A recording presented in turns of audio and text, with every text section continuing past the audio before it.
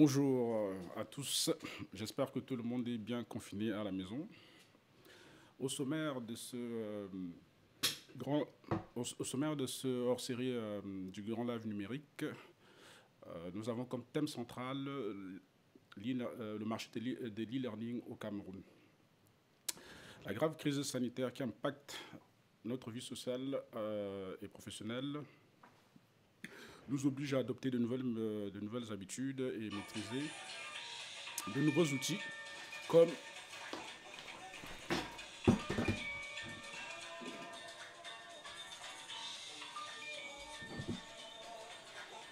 veuillez m'excuser, les aléas du direct. Donc, comme je vous disais, nous devons adopter de nouvelles habitudes et maîtriser de nouveaux outils. Donc, l'e-learning apparaît comme un outil essentiel pour l'apprentissage, pour ceux qui ne peuvent pas se déplacer ou qui sont à l'étranger. Donc, pour nous parler du marché de l'e-learning au Cameroun, on a invité Henri Lotin, qui est, qui, est, euh, qui, qui a fondé le studio de création graphique il y a 10 ans et forme aussi des étudiants, des jeunes entrepreneurs au design avec Lotin Corp. Bonjour Henri. Bonjour, bonjour Mathurin, bonjour à tous les auditeurs, je peux dire ça comme ça, spectateurs, téléspectateurs, Facebook, spectateurs. Non, je suis très heureux d'être là ce matin. Voilà. Ok, bah, en tout cas, merci d'être là, hein, d'honorer ton rendez-vous. C'est vrai qu'on devait commencer hier, mais on n'a pas pu le faire à cause des aléas de la vie, parce que Ouais. vous étiez plusieurs à devoir être là, et bon, parmi vous, il y a des mamans, des papas, des entrepreneurs qui ont des Ouais. rendez-vous et qui doivent les honorer. Donc voilà, on n'a pas pu faire le direct hier. Donc, en tout cas, je suis Mhm. très content de commencer par toi. Donc, on inaugure en fait des directs face-to-face. Donc, Yes. j'espère que les gens vont beaucoup apprendre sur le marché du learning à travers tes compétences, tes connaissances. Je tiens à rappeler que tu as eu à développer une plateforme Ouais. qui s'appelle Hannibal Hub, si je me souviens. Hannibal Incubator. Incubator, oui, si je me souviens bien, voilà. Voilà. Donc, c'est aussi une plateforme d'e-learning. Ouais. Voilà. Tu peux nous parler un peu de cette plateforme? Oui, c'est vrai qu'elle est encore en cours de test, mais elle est lancée. Et à cause de la situation actuelle, hein, le coronavirus, il y a pas mal de formations qui ont été mises à disposition gratuitement. Voilà, donc c'est un projet entièrement développé au Cameroun, entièrement designé au Cameroun, avec des compétences locales, quoique les technologies, hein, on soit obligé de comply aux normes et aux standards internationaux. Donc on part sur des technologies existantes, Laravel, React et tout ça, avec des infrastructures pour l'instant offshore, en attendant de trouver une société suffisamment compétente ici pour héberger tous les services sur place. Voilà, donc c'est des jeunes Camerounais, hein, une soixantaine, qui se sont mis ensemble pour fournir des compétences, transférer des compétences à des jeunes qui souhaitent entreprendre. Parce qu'on a remarqué que la plupart des entreprises qui échouent au Cameroun et généralement en Afrique, ils n'échouent pas par manque de financement, parce que parfois l'argent, on le trouve souvent très facilement, mais parce que les personnes qui montent ces projets ne sont pas suffisamment aguerries, n'ont pas suffisamment d'outils pour gérer comme il se doit une activité commerciale. Donc, c'est de là que part le postulat. On a donc monté un premier cours qui est une formation complète, mais qu'on n'a pas encore lancé. On a d'abord privilégié les formations de lycée et collège, bientôt des formations universitaires et bientôt des formations aussi sur l'entrepreneuriat. Tout cela gratuitement dans le cadre de soutien de la politique nationale de riposte. Ok, donc avant de commencer, de rentrer dans le vif du sujet, on va se rappeler d'une vidéo qu'on a eu à tourner il y a quelques années. Ouais. C'était sur l'évolution du développement web au Cameroun. Donc, je vous invite Regardez.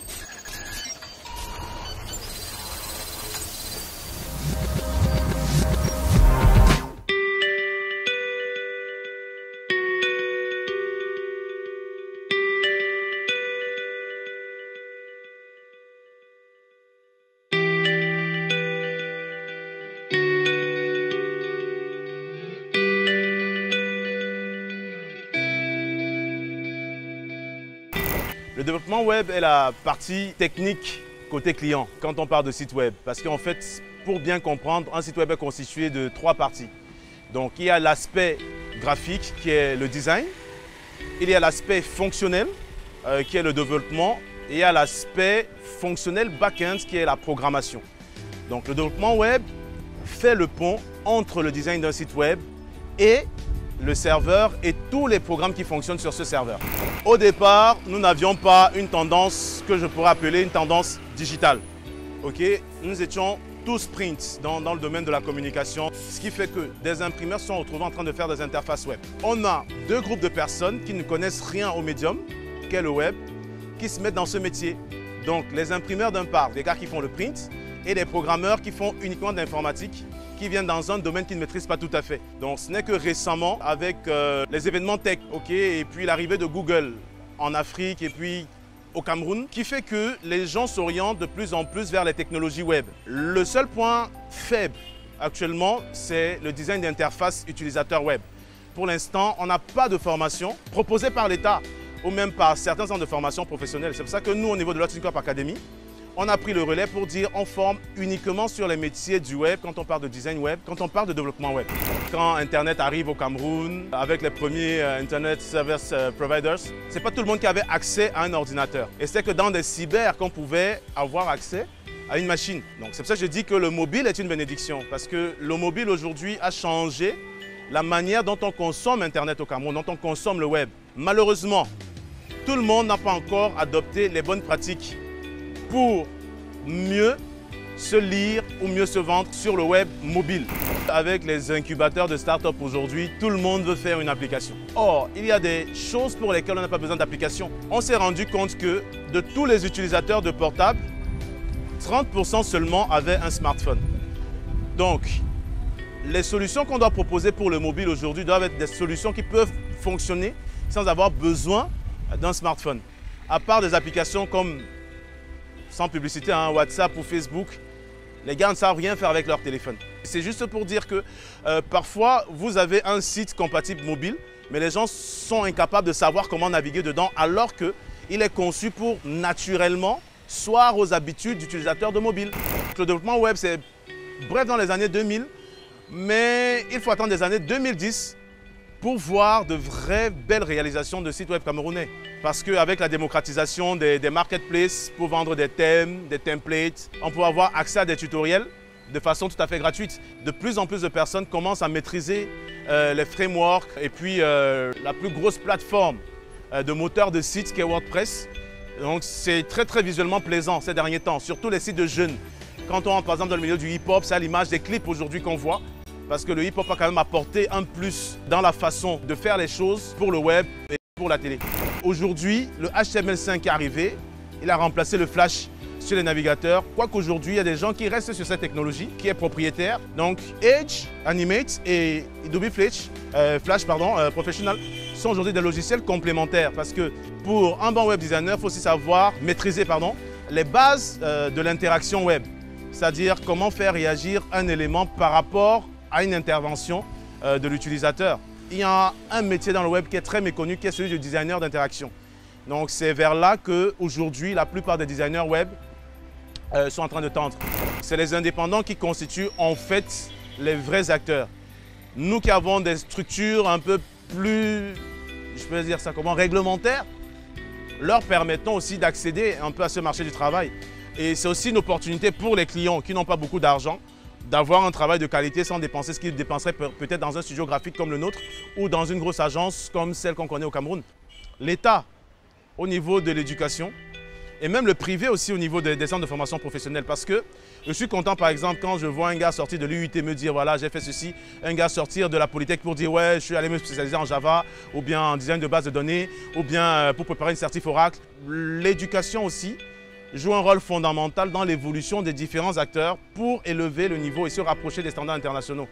En dehors de Yahoo, parce que Google n'était pas encore arrivé en termes de messagerie, il n'y avait pas encore Gmail. Il y avait que le moteur de recherche. Donc il y avait ce site-là, Camnet, qui permettait d'avoir des accès, des adresses email, pardon, d'avoir un espace de stockage pour pouvoir envoyer et recevoir des emails. Donc c'était le premier site web et en même temps le premier service de messagerie camerounais. Après, il y a eu un premier moteur de recherche camerounais développé toujours par un jeune.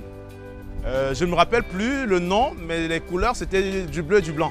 Je dis ça en riant comme ça, mais on tend de plus en plus vers un monde qui tourne sur les applications. Donc, c'est les prochaines tendances. Tout le monde voudra avoir une application. Le web est devenu mobile, donc les différents acteurs ont intérêt à rendre leur site compatible mobile parce que je me rappelle, en avril 2015, Google a reprogrammé son algorithme pour privilégier les sites qui sont compatibles mobile. Parce que le web sera extrêmement mobile dans quelques années ou exclusivement mobile, pourquoi pas.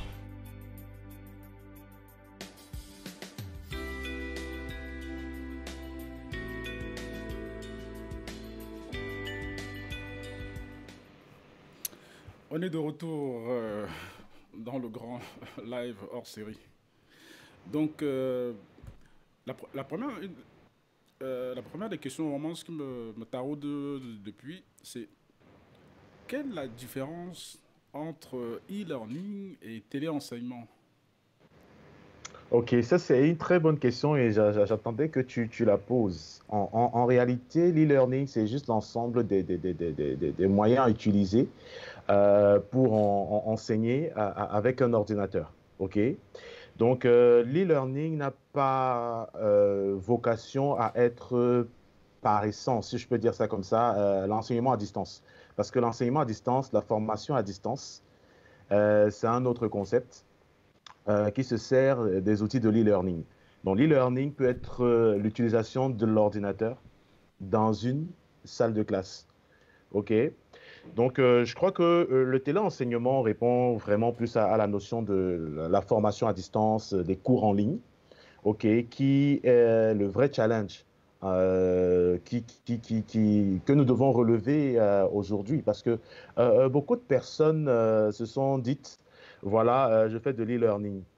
Ben, tu vas avoir aucun ordinateur. Aujourd'hui, on a la chance d'avoir des mini-ordinateurs, des smartphones, qui nous facilitent la tâche parce que il faut remarquer qu'il y a trois possibilités, c'est-à-dire celle que j'ai évoquée d'abord, ce que c'est que le e-learning, utiliser l'ordinateur directement dans une salle de classe, se servir de l'ordinateur et du présentiel. OK, ça c'est ce qu'on appelle généralement le blended learning, qui nécessitait que l'apprenant soit aussi également dans la salle de classe, mais qu'il fasse une partie de ses cours à distance. Aujourd'hui, ça a été facilité avec l'apport des solutions comme les webinaires, hein, comme ce que nous sommes en train de faire aujourd'hui, les appels vidéo, où je peux devant vous faire des choses, montrer exactement comment ça se passe, tout le monde est connecté, et en temps réel, je réponds aux questions. OK. Et l'enseignement vraiment à distance, ou le cours en ligne qui ne nécessite pas une intervention franche de l'apprenant. De l'enseignant, pardon, c'est-à-dire le cours est préenregistré, il y a des notions, il y a des worksheets, et puis l'étudiant regarde simplement des vidéos, lit des notions et essaie de les appliquer. Et voilà, il y avait une quatrième option, excusez-moi, j'ai oublié, donc il y a l'apprentissage en ligne, qui est vraiment la formation en ligne, qui est le suivi d'un cours avec un enseignant qui suit vos progrès, qui vous évalue.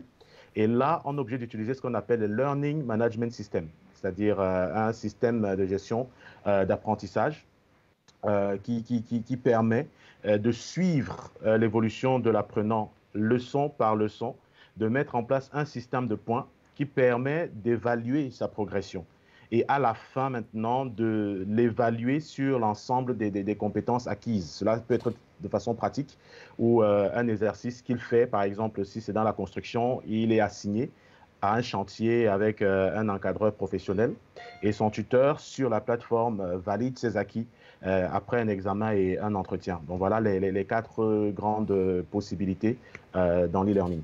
Donc, on peut considérer que les cours que la CRTV fait actuellement tous les matins, c'est du téléenseignement. Oui, c'est du téléenseignement, tout à fait. D'accord, ok, ça me rassure. Donc, avant de continuer, on va regarder un podcast vidéo pour que tu puisses intervenir justement dans le cadre vraiment du marché. C'est-à-dire de nous donner une analyse un peu comment est le marché.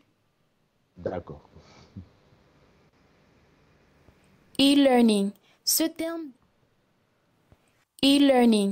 terme désigne l'ensemble des solutions et moyens permettant l'apprentissage par des outils électroniques. Ce système éducatif est possible grâce aux outils pédagogiques comme des logiciels généraux, des banques de données et d'informations, des outils de travail personnel et bien d'autres. En 2015, le marché de l'e-learning représentait déjà plus de 107 milliards de dollars avec un taux de croissance de 9,2% par an. Le Cameroun n'est pas resté insensible à l'immersion de l'enseignement par ordinateur mise au point depuis les années 1960. Des applications camerounaises d'e-learning, il en existe par dizaines. Toutefois, leur utilisation est encore timide. Pour une population scolarisée à plus de 80%, seuls 80 instituts ont recours au e-learning. Dans la situation actuelle de crise sanitaire dont les mesures de protection impliquent l'arrêt des cours, les applications camerounaises d'apprentissage à distance pourraient connaître un boom. Cette situation donne la possibilité d'apprendre à son rythme avec des différents formats vidéo, audio, texte et images adaptés aux réalités locales. Seulement, ces applications seraient-elles suffisantes comme alternative pour l'éducation d'une population estimée par l'UNESCO à 6,6 millions de personnes âgées entre 5 et 15 ans en 2016? Une population qui connaît, comme partout en Afrique, un taux de croissance démographique de 2,6% par an.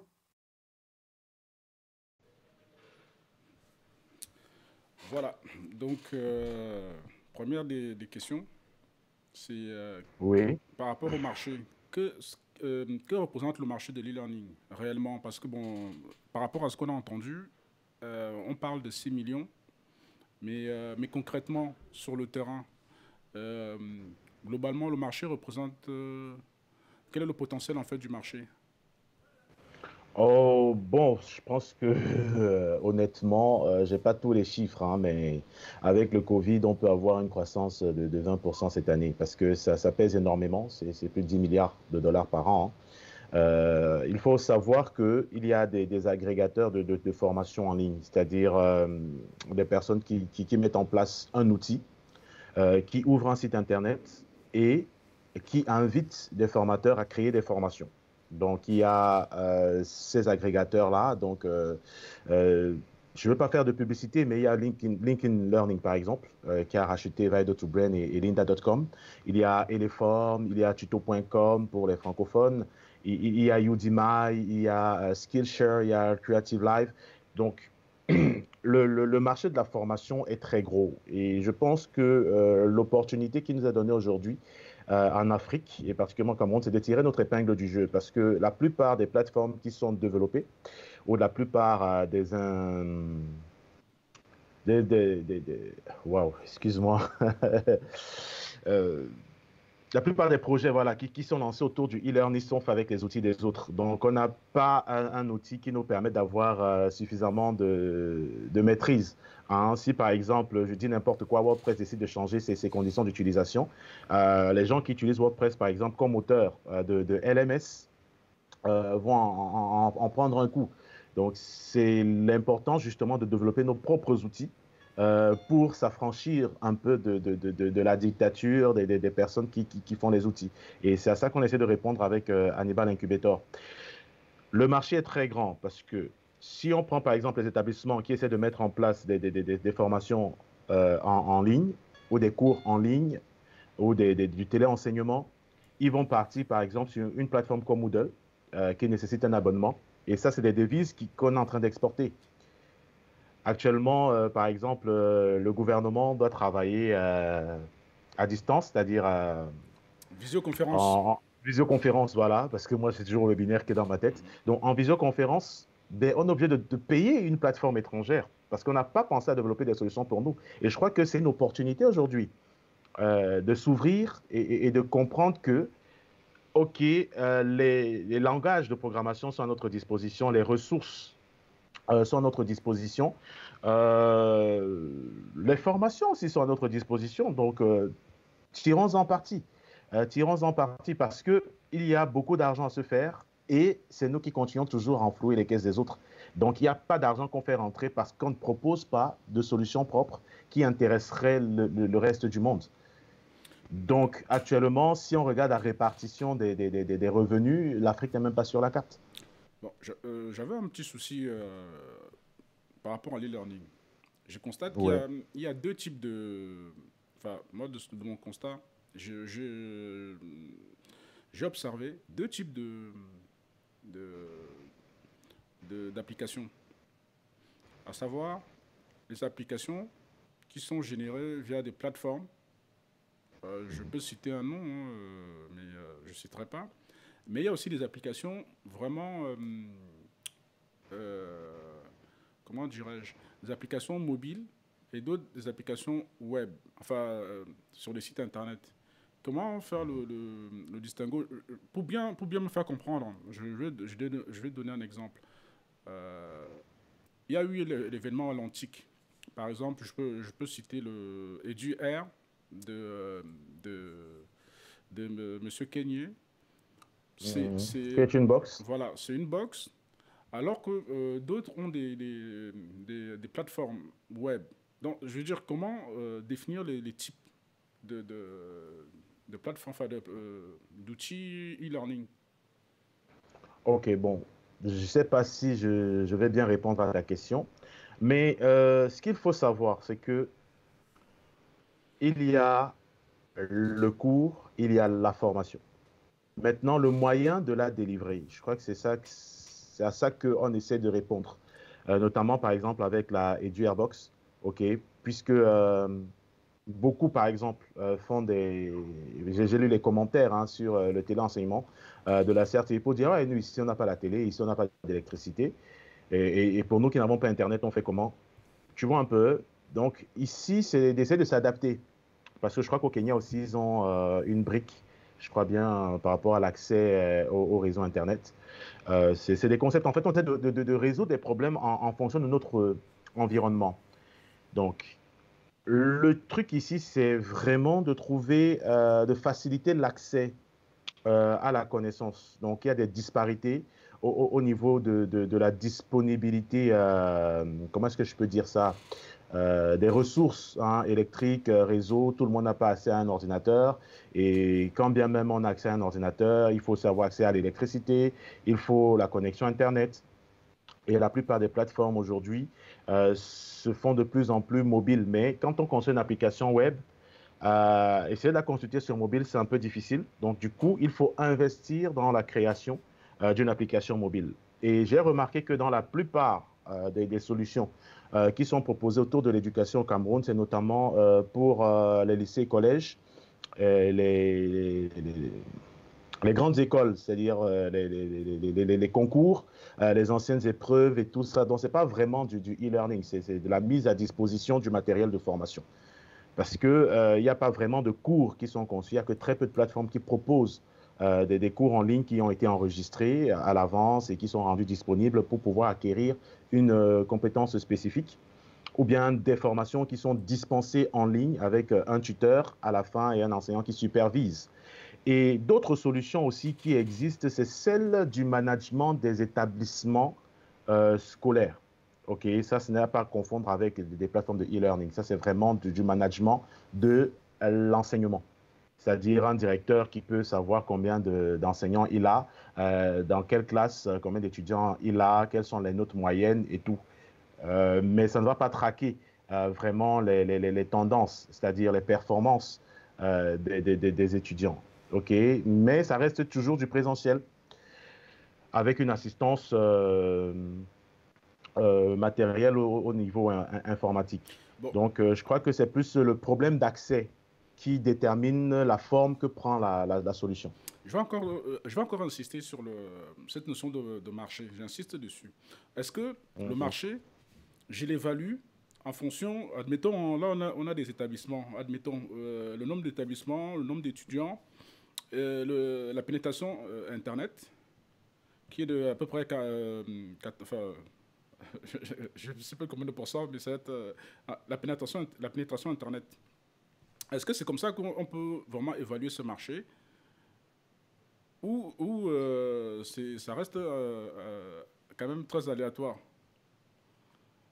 Non, en fait, ça reste très aléatoire parce qu'aujourd'hui, je n'ai pas envie de parler de marché, mais c'est vrai que le marché existe, mais il n'est pas aussi vaste qu'on pourrait s'y attendre. Ok. Il y a les grandes villes, hein, on les connaît, Douala, Yaoundé, Déa, Bafoussam, peut-être à la limite Konsamba, Bouéa, Limbe, ok, qui ont l'électricité, pas tout le temps, qui ont Internet, pas tout le temps. Donc, dans des conditions comme ça, on n'a pas une infrastructure solide. Parler d'un marché porteur, ce serait un peu vite s'avancer. Mais des efforts sont faits. Des efforts sont faits parce qu'on essaie de réduire le coût, par exemple, des data, donc de l'accès à Internet. Maintenant, je prends le cas d'un établissement scolaire. Il y a des parents qui se saignent pour mettre leurs enfants à l'école et ils n'ont pas forcément un téléphone Android avec une connexion Internet pour télécharger une application, voir ce que leur enfant fait à l'école. Est-ce qu'on se comprend un peu? Mais il y a des établissements qui sont capables effectivement d'acheter ces solutions-là. Mais est-ce que tous les établissements sont capables de garantir que tous leurs étudiants pourront bénéficier, par exemple, d'un téléenseignement? Ça, c'est moins sûr. Or, si on veut vraiment un marché, il faut qu'on s'assure justement de l'uniformité de l'offre, de l'uniformité de la capacité du marché à bénéficier de l'offre. Sinon, ce sera une affaire de privilégiés et de pauvres. OK, moi je suis en ville, j'ai l'électricité, j'ai Internet et je peux payer. Et toi, tu es dans un quartier pauvre, à peine si tu as de quoi t'éclairer pour réviser tes cours, tu n'as pas un ordinateur, tu n'as pas un téléphone Android, tu n'as pas Internet, et on dit que le cours se passe en ligne. Donc, je crois que c'est encore à ce niveau-là qu'il faut travailler. Bon, Et moi, essayer je maintenant vais rester sur la de... notion de marché. Bon, là, on est à peu près, on essaie d'évaluer à peu près le, le, le nombre entre guillemets, des consommateurs. Maintenant, comment se passe au niveau du prix? Comment les OK. gens peuvent acheter? Comment ça passe? Parce que l'objectif de tout ça, c'est quand même de vendre son application ou de, ou de la proposer à des établissements ou de gagner de l'argent avec une application. Donc, comment on gagne de l'argent avec une application d'e-learning? OK, bon, il y a plusieurs possibilités, hein. Soit on se fait subventionner, soit on cherche des clients. OK, et quand on dit se faire subventionner, c'est si on travaille dans le cadre d'une offre avec l'État. OK, on peut se faire subventionner et puis essayer de facturer de façon récurrente, c'est-à-dire ça peut être par trimestre ou par an ou bien par mois ou en fonction du nombre d'utilisateurs. Mais il y a plusieurs modèles économiques possibles. OK. Par exemple, on peut développer une plateforme qu'on dit on rend disponible à toute personne qui est désireuse de créer du e-learning ou bien de faire de la formation à distance. OK. On vend la licence. Comme Moodle le fait par exemple, ou bien on décide de faire open source. Tout le monde télécharge comme WordPress et puis derrière on vend des modules. Ou je peux dire, OK, voilà mon pack pour gérer les enseignants et les étudiants pour que vous puissiez avoir une visibilité sur votre établissement scolaire. Voilà le package, ça va vous coûter tant. Donc, ça reste un commerce comme tout autre, mais qui répond à des problématiques spécifiques. Donc, mais il y a cet enseignement scolaire, cet enseignement académique d'une part, et l'enseignement professionnel d'autre part.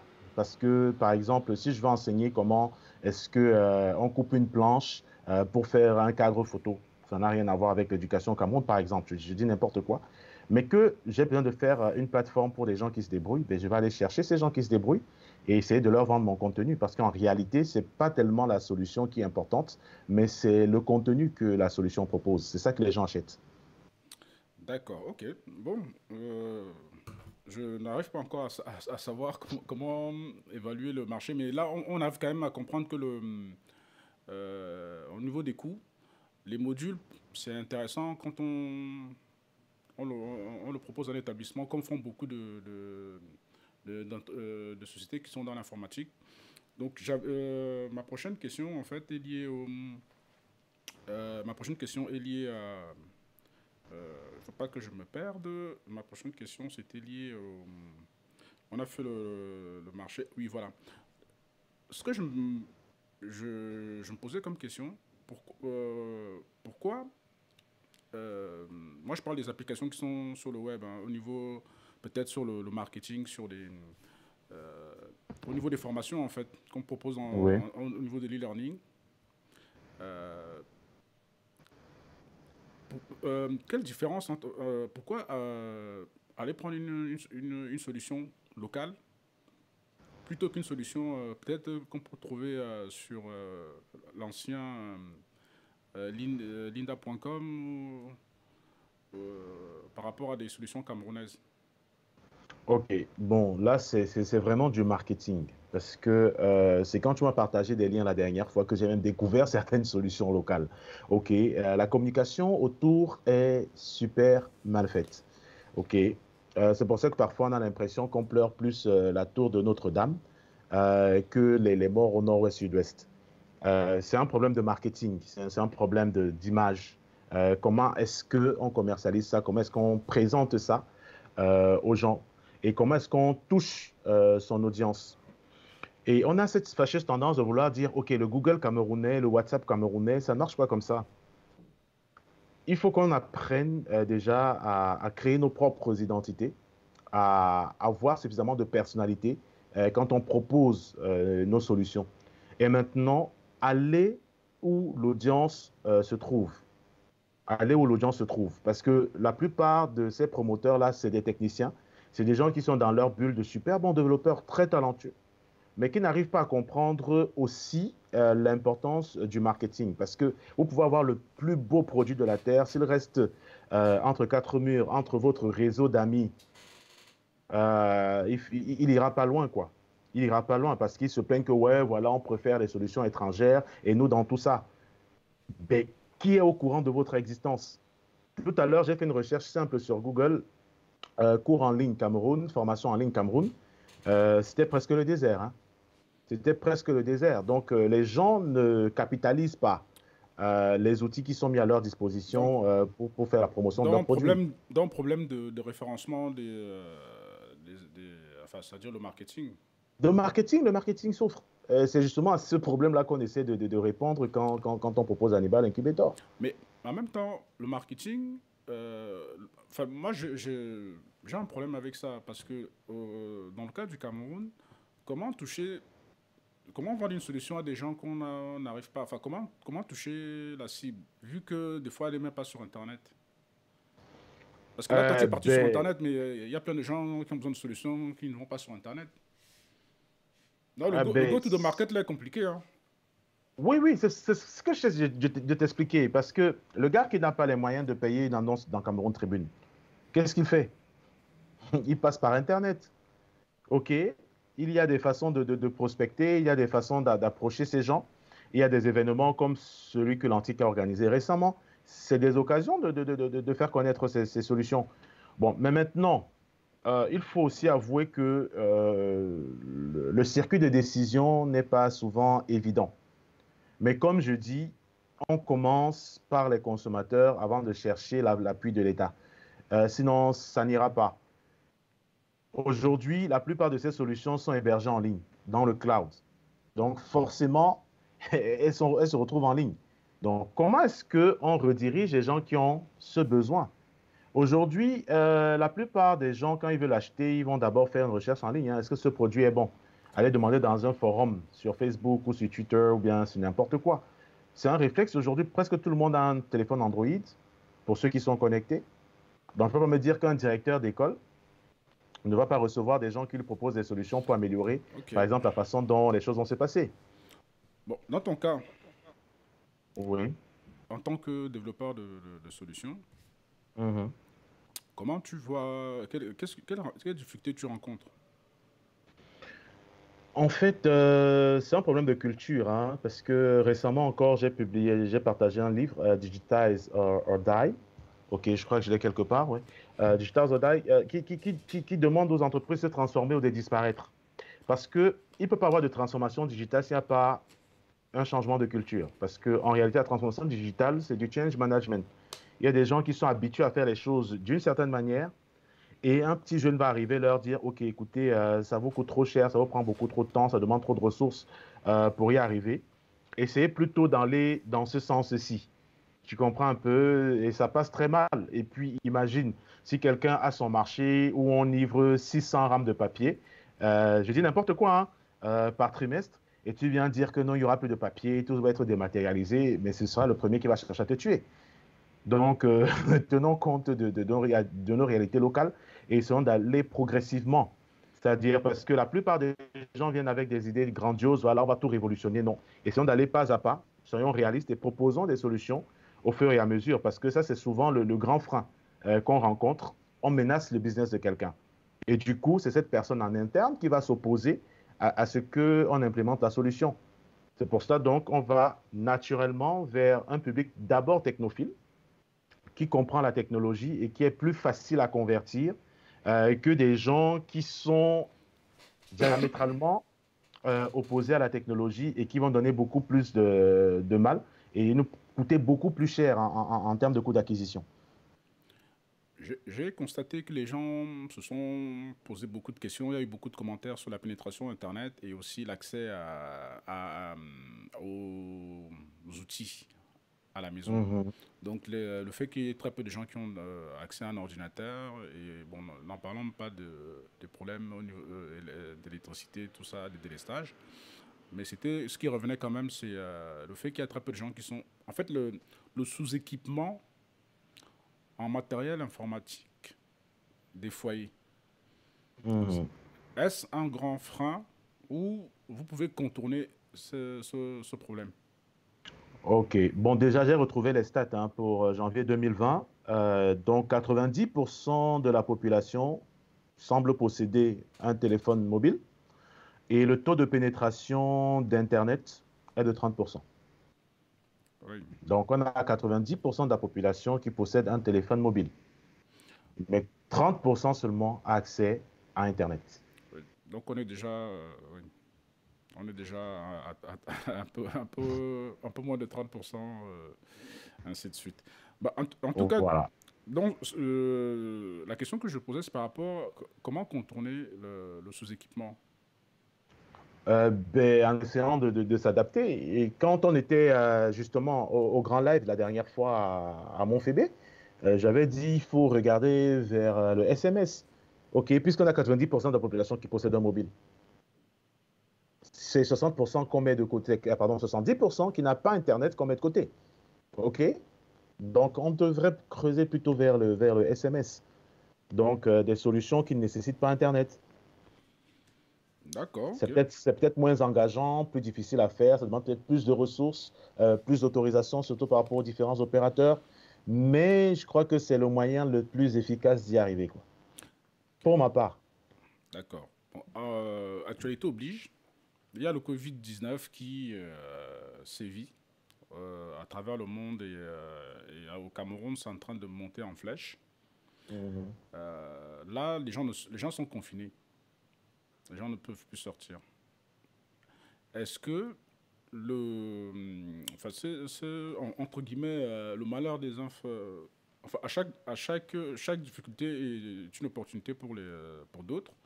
Donc, est-ce que le, le marché de l'e-learning au Cameroun peut connaître un véritable boom, réellement? Je crois que c'est une réelle opportunité à nous, les acteurs, de savoir s'en saisir. C'est vrai que ici, on a encore une certaine liberté de mouvement. On nous recommande de ne sortir à Douala, hein, je suis à Douala au Cameroun pour ceux qui nous regardent, euh, de sortir qu'en cas d'absolue nécessité. Donc, il n'y a pas vraiment de confinement, mais des mesures qui sont prises pour qu'il y ait moins de circulation.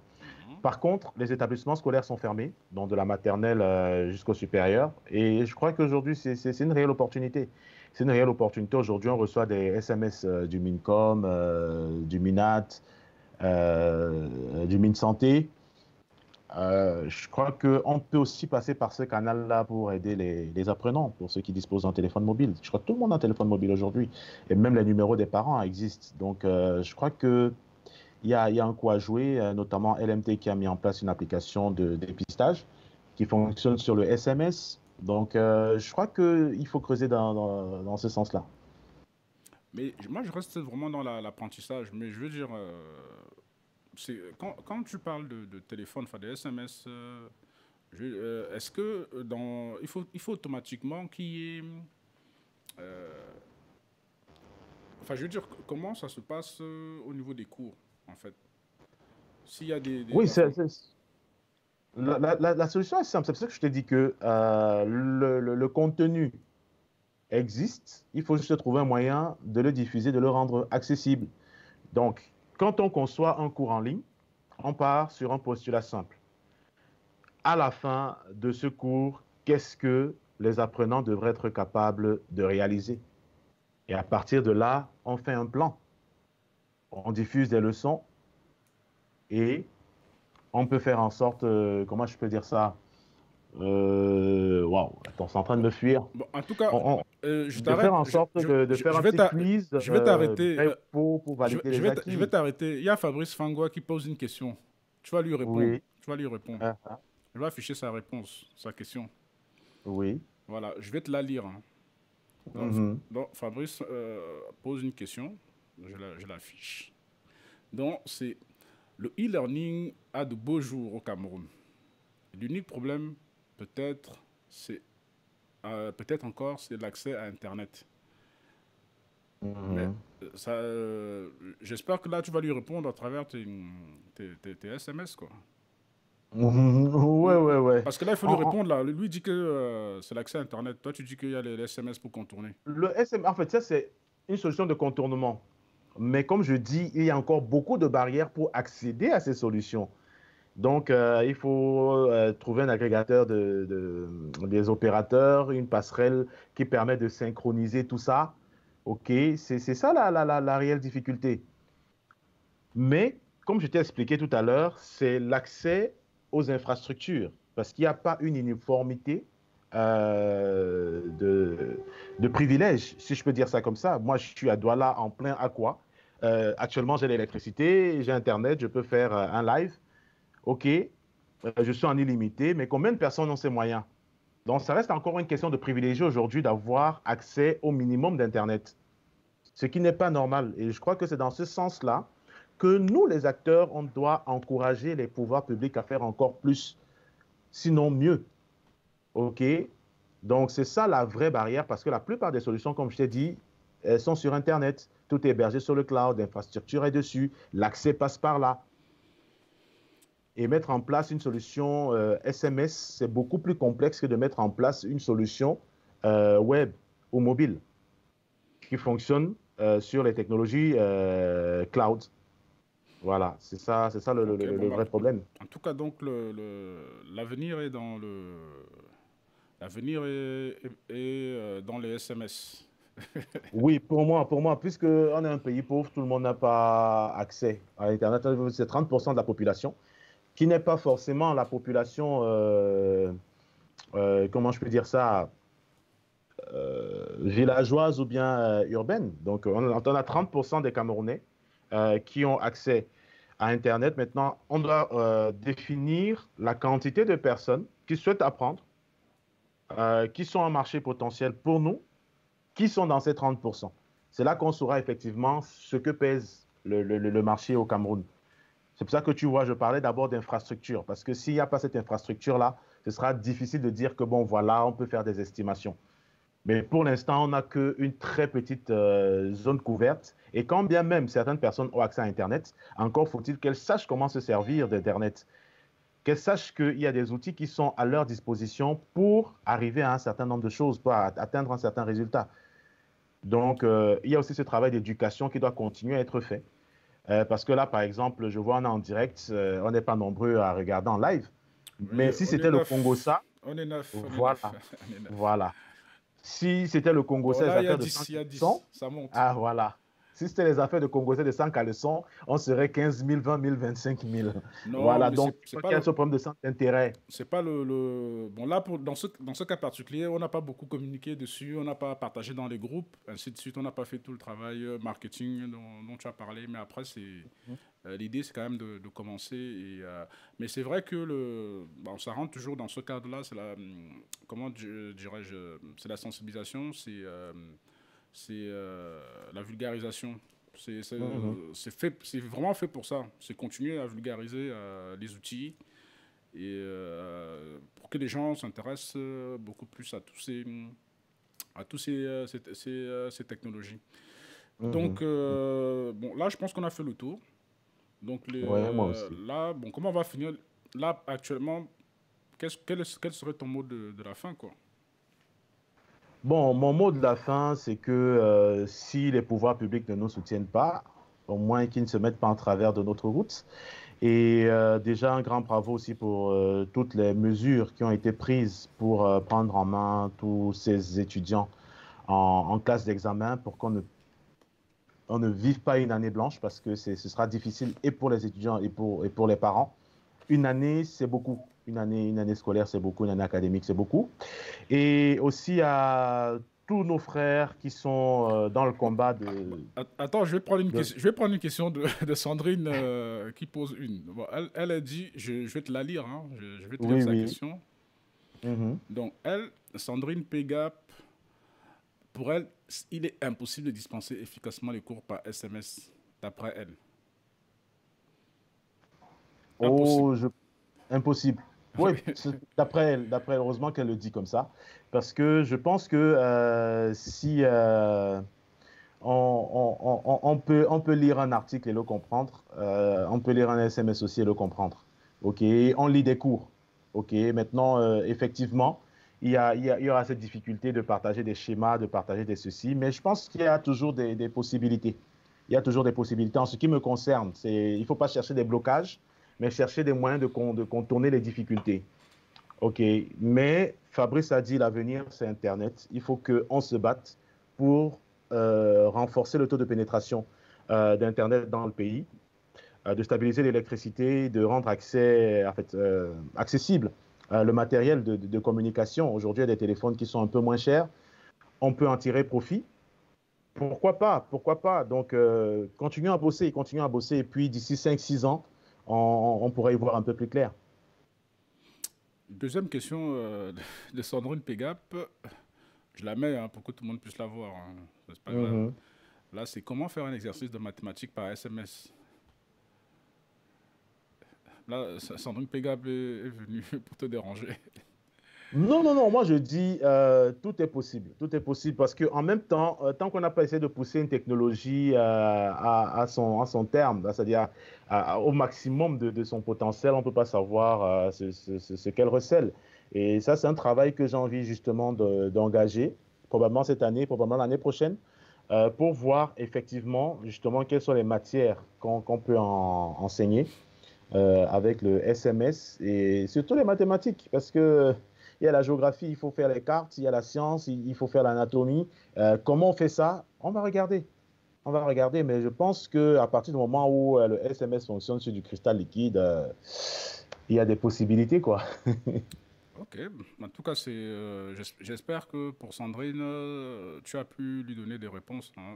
Elle va peut-être envoyer un message, hein, mais j'espère qu'elle a pu avoir des réponses. Donc bon, là, c'est la fin. Je vais quand même demander, comme tu es confiné à Douala,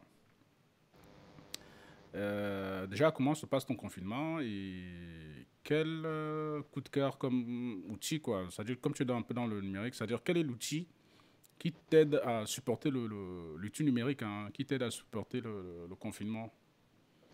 Oh, ben, il y en a plein, hein, il y en a plein, parce que bon, moi, je suis un confiné naturel, hein. J'ai construit les bureaux à la maison. Donc, je peux rester 2 3 jours sans mettre le pied dehors. Donc, si j'ai ma connexion Internet qui fonctionne correctement, j'ai mon ordinateur. Ben, pour travailler, nous avons Trello, nous avons Basecamp hein, pour le travail collaboratif, que ce soit avec nous, l'équipe de Lotin Corp, que ce soit avec des clients à l'étranger ou dans une autre ville, ou bien qui ne peuvent pas se déplacer parce que justement, il y a ces petites mesures de quarantaine. Il n'y a pas de souci, il n'y a pas de souci. Donc, moi, je suis un grand fan de cinéma aussi. Il y a pas mal de sites pirates. Ah non, je n'ai pas dit pirates, hein. Il faut censurer. On se connaît, on se connaît, Voilà. on se connaît. Donc, ouais, c'est un peu ça. Donc, pour travailler, c'est Trello et Basecamp. Et le reste, c'est WhatsApp pour C'est quoi les l'autre là que tu as dit avant Trello? Basecamp. D'accord, je ne le connaissais pas, j'aurais regardé, hein. Bien Non, sûr, on il est apprend tous les jours. parfait. En fait, il centralise tous les documents, les SMS, les échanges, les outils. Donc, tout est au même endroit, dans un sort de QG. Et l'information ne se perd pas parce que généralement, quand on travaille à distance, je travaille peut-être avec 8 personnes chez mon client. Je fais un mail, j'oublie de joindre une personne. Il va me dire, j'ai pas reçu l'info. Or, sur Basecamp, tu écris un mail et tout le monde reçoit. Donc, c'est plus simple comme ça. Ok, bah, j'espère pour ceux qui ne connaissaient pas cette appli, bon, ils auront la découvrir. J'ai une question pour Nicolas El Chico. Mhm. Je te la mets, hein. Oui. Ça charge un peu. Je te la mets, je te la pose, hein, parce que tu n'as pas. Pensez-vous que WordPress est assez flexible pour les solutions de e-learning? Oui, il y a pas mal de plugins qui ont été développés pour WordPress, notre premier LMS, parce qu'on a voulu vraiment faire un Learning Management System au début. Mais comme je dis, il y a encore ce problème de culture. Cette éducation était basée sur WordPress. Aujourd'hui, la plupart des cours en ligne que nous avons sur notre site sont sur WordPress. Donc, c'est une bonne plateforme, mais qui n'est pas très, très flexible sur un certain nombre de choses. Mais pour un début, oui. C'est intéressant, mais quand vous voulez aller au-delà de 1 000 étudiants en même temps, ce sera difficile parce qu'il va falloir mettre beaucoup, beaucoup, beaucoup de ressources au niveau du serveur et ça coûte cher. Et ça coûte cher. Donc, vaut mieux partir sur d'autres solutions qui sont conçues spécifiquement pour le e-learning ou en développer une, comme on est en train de le faire pour Hannibal. Ok. Ensuite, il y a, bon, il y a quelqu'un qui t'a dit bonjour, hein, je sais pas, bon, il s'appelle Guindo Suleiman. Ah ouais, ouais, Souley. Voilà. Non, je te le mets comme ça, tu auras quand même regardé, hein. Donc, Guindo Suleiman te remercie pour ton intervention. Donc, voilà. Il y a Jasmine Djatsa qui aimerait, enfin, qui aimerait savoir si, bon, je mets la question, hein, pour les gens qui, comme ça, ne parlent pas que pour moi. Donc, elle aimerait savoir, par rapport à l'échange, est-il possible d'avoir un résumé de ces directs? Oui, le résumé sera en ligne. Vous pourrez le voir en replay. Donc, n'hésitez pas, mais il sera directement en replay. C'est automatique. Donc, vous pourrez le regarder tranquillement. S'il y avait des choses qui vous intéressaient et que vous voulez tranquillement écouter. Donc, voilà. En tout cas, merci pour tout, d'avoir pris le temps. Malgré les couacs. En tout cas, vraiment, merci beaucoup. Je pense que le grand live, avant que le confinement finisse, on va essayer d'en faire un avec tout le monde. Mais Yes. je trouve quand même plus intéressant d'être à deux ou trois. Oui, c'est vrai, Et on a plus de marge de voilà. manœuvre, on peut aller en profondeur. Voilà, je pense que c'est mieux et aussi les gens peuvent poser des questions. Donc l'objectif, c'est d'inciter les gens à poser des questions avant. Mais c'était un peu laborieux, mais on y arrive doucement. Bon, Donc, les pionniers souffrent un peu, mais bon, ça va. Donc voilà, bah, en tout cas, c'est la fin. Je remercie aux 13 personnes qui sont connectées, aux 26 likes et aux 26, aux 26 cœurs. Donc voilà, en tout cas, merci beaucoup merci beaucoup. Donc à bientôt et au revoir. Je vous laisse quand même Au profiter revoir. du générique de fin, hein.